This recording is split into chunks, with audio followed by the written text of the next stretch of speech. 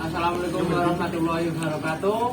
Perkenalkan, nama saya Ahmad Harolosihan, NPM 2123019 dari Universitas PGRI Semarang. Di sini saya akan mewawancarai salah satu guru, yaitu bisa perkenalkan Pak. Perkenalkan, nama saya Sandiri Bulan Firmansyah. Saya salah satu guru PJOK di SMK Support 1 Sukoharjo. Terus apa latar belakang pendidikan Anda? Latar belakang pendidikan saya yaitu saya S1 lulusan di Universitas PGRI Semarang. Terus apakah Anda memiliki sertifikasi atau kualifikasi khusus dalam bidang pengajaran tertentu? Kalau sertifikasi dan kualifikasi khusus dalam bidang pengajaran tertentu, saya belum memilikinya. Apakah Anda secara teratur mengikuti pelatihan atau workshop untuk meningkatkan keterampilan pengajaran Anda? Kalau saya ada waktu luang, mungkin saya akan mengikutinya. Terus pertanyaan selanjutnya, bagaimana Anda mendefinisikan gaya pengajaran Anda? Saya biasanya menggunakan metode UJI, yang dimana semua pembelajaran tidak hanya berpusat atau tertuju pada guru saja, tapi pembelajaran dapat dilakukan oleh murid dengan cara melaksanakan seminar. Selain teori juga disundangkan dengan praktik langsung, didemonstrasikan setelah teori disampaikan. Terus apa strategi yang Anda terapkan untuk memastikan bahwa setiap siswa memahami materi pembelajaran? Saya menggunakan pertanyaan setelah siswa memahami materi yang sudah saya sampaikan dan memberikan pengajaran melemparkan beberapa pertanyaan terkait materi yang telah saya sampaikan. Kemudian bagaimana Anda menyesuaikan pendekatan pengajaran Anda untuk siswa dengan gaya belajar yang berbeda? Saya biasanya menggunakan metode survei kuesioner. Dari kuesioner tersebut, siswa dapat menjawab beberapa pertanyaan dan didapatkan hasil gaya belajar setiap siswa. Gaya belajar setiap siswa yang paling banyak akan digunakan dalam pembelajaran di kelas. Serta untuk mendukung pembelajaran, biasanya menggunakan Google Classroom untuk penempatan tugas dan juga materi pembelajaran. Terus mengenai pengelolaan kelas, bagaimana Anda menciptakan lingkungan kelas yang mendukung pembelajaran? Dengan cara menata ruang kelas secara rapi dan senyaman mungkin agar siswa merasa nyaman berada di dalam kelas, menciptakan suasana belajar yang menyenangkan, mengajak siswa untuk aktif dalam pembelajaran, jalin komunikasi dengan siswa, dan menerapkan metode pembelajaran yang dapat dipahami oleh semua siswa. Terus strategi Anda untuk mengelola perilaku siswa yang tidak sesuai bagaimana Pak? Biasanya saya dengan cara melakukan pendekatan pada siswa tersebut sehingga kita dapat menggali informasi apa permasalahan yang ada pada diri anak yang membuat dapat perilaku tidak sesuai. Terus bagaimana Anda merencanakan dan melaksanakan disiplin di dalam kelas? Yaitu membuat peraturan dan kesepakatan dengan siswa seperti tidak boleh datang terlambat, tidak boleh berdiskusi di kelas, mengumpulkan tugas tepat waktu, dengan pemberian sanksi tertentu apabila terdapat peraturan yang dilanggar.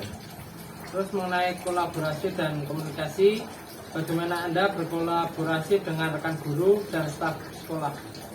Dengan melakukan komunikasi dan pertemuan, di mana guru dapat berbagi pengetahuan, melakukan refleksi kritis terhadap pengajaran, memberikan dukungan atau umpan balik terhadap metode pembelajaran, sehingga dari pertemuan tersebut dapat dijadikan evaluasi untuk menunjang pembelajaran tersebut. Kemudian, apa pendekatan Anda dalam berkomunikasi dengan orang tua siswa? Dengan mengevaluasi perkembangan dan kemajuan satu persatu siswa, memberikan perhatian pada siswa yang mengalami kendala, dan selalu menyampaikan apa yang telah dilakukan siswa kepada orang tua, sehingga orang tua dapat mengetahui mengenai permasalahan yang ada pada anaknya selama pembelajaran, mengadakan seminar yang melibatkan orang tua, dan menjalin komunikasi yang baik dengan orang tua. Kemudian bagaimana Anda menangani konflik atau tanggungan komunikasi dengan orang tua atau rekan kerja? Dengan mendiskusikan mengenai masalah secara face to face, berpikir terbuka dan mau mendengarkan, bersikap tenang untuk menemukan jalan keluar dari konflik tersebut agar tidak menjerumuskan ke suatu pihak atau merugikan diri sendiri. Terus mengenai penilaian dan pemantauan kemajuan siswa, Anda menilai kemajuan siswa dalam kelas Anda itu bagaimana? Dengan memberikan tugas dan tes dapat menjadikan tolak ukur berapa besar siswa memahami apa yang disampaikan oleh guru dan dapat melihat perkembangan dia tugas ke tugas. Kemudian apa tindakan Anda jika siswa mengalami kesulitan belajar? Dengan melakukan pendekatan khusus dan perhatian khusus untuk memberikan pendalaman lagi terhadap siswa yang tersebut. Diharapkan dengan melakukan perhatian khusus, siswa tersebut dapat mengalami kemajuan dalam belajar. Kemudian bagaimana Anda melibatkan siswa dalam proses penilaian dan pemantauan kemajuan mereka? Melalui pemberian tugas dan praktik individu, kita dapat melihat bagaimana proses setiap siswa dalam memahami dan mengaplikasikan pembelajaran. Terus mengenai keterlibatan komunitas, apakah Anda terlibat dalam kegiatan ekstrakurikuler atau kegiatan di luar jam sekolah? Untuk ekstrakurikuler atau kegiatan di luar sekolah, saya belum mengikuti. Kemudian bagaimana Anda berkontribusi pada komunitas dalam organisasi profesi dan masyarakat? Mengikuti pertemuan untuk berbagi ilmu terbaru dan melakukan refleksi. Nah, ini tentang inovasi dan pengajaran.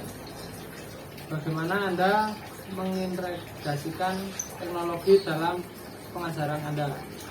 Saya biasanya menggunakan internet, lalu menonton salah satu video di YouTube untuk pembelajaran dan menampilkan proyektor. Kemudian, apakah Anda memiliki ide atau pembelajaran berbasis proyek inovatif yang telah Anda terapkan dalam kelas? Untuk proyek inovatif yang telah saya terapkan itu masih di jalan, namun belum sepenuhnya berhasil. Mengenai pemahaman tentang kurikulum merdeka, apa pemahaman Anda tentang konsep kurikulum merdeka?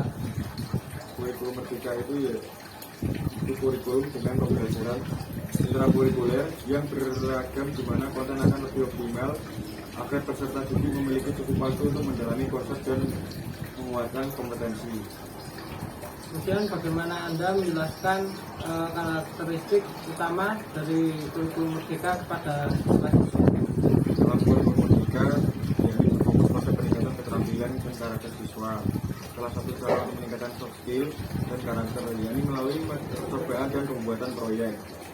Kemudian bagaimana Anda menerapkan fleksibilitas kurikulum untuk menyesuaikan kebutuhan dan minat siswa di kelas?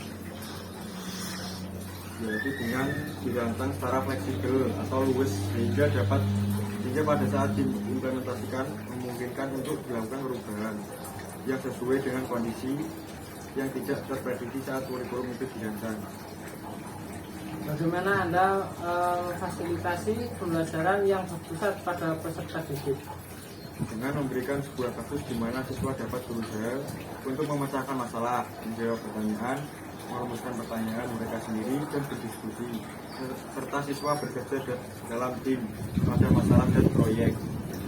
Mengenai penggunaan sumber belajar berbasis teknologi, bagaimana Anda mengintegrasikan teknologi dalam proses pembelajaran sesuai dengan prinsip kurikulum merdeka?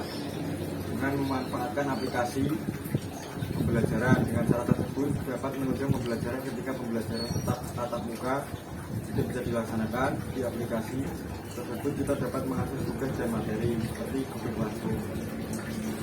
Apa jenis sumber belajar digital atau platform pembelajaran yang sering Anda gunakan? Biasanya saya menggunakan Google Classroom dan Ruang Guru. Bagaimana Anda melibatkan siswa dalam proses penilaian dan pemantauan kemajuan mereka?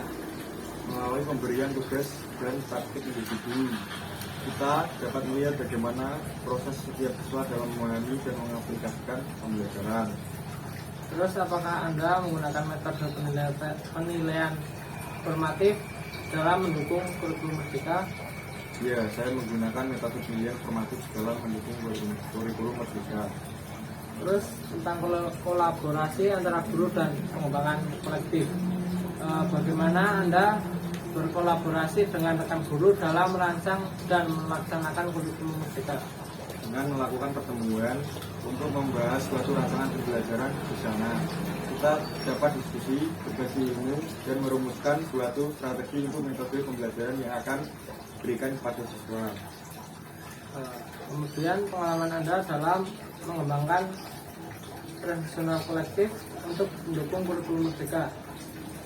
Kalau pengembangan profesional kolektif itu saya belum ada. Terus tentang tantangan dan solusi dalam implementasikan kurikulum merdeka. Apa tantangan utama yang Anda hadapi dalam menerapkan kurikulum merdeka?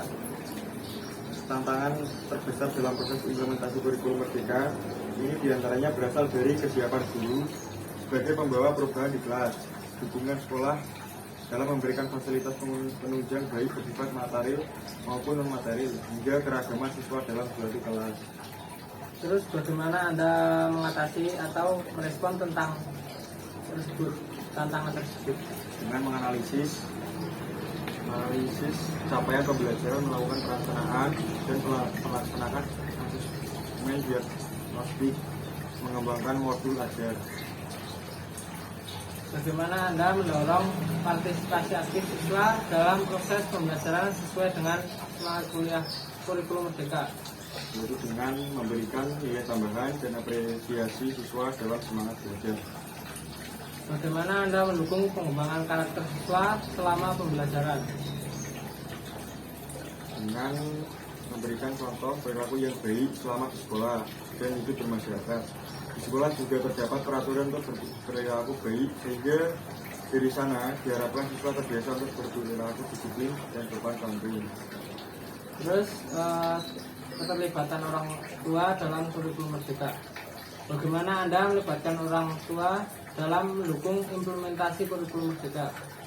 Biasanya itu dengan cara membuatkan grup guna menginformasikan perkembangan anak di sekolah. Ini pertanyaan terakhir. Bagaimana Anda memiliki strategi khusus untuk berkomunikasi dengan orang tua tentang perkembangan anak mereka? Saya biasanya membuatkan laporan per 1 bulan untuk perkembangan anaknya. Baik Pak, terima kasih atas waktu luangnya. Ya. Kalau ada kata yang salah mohon maaf. Terima kasih. Assalamualaikum warahmatullahi wabarakatuh. Assalamualaikum.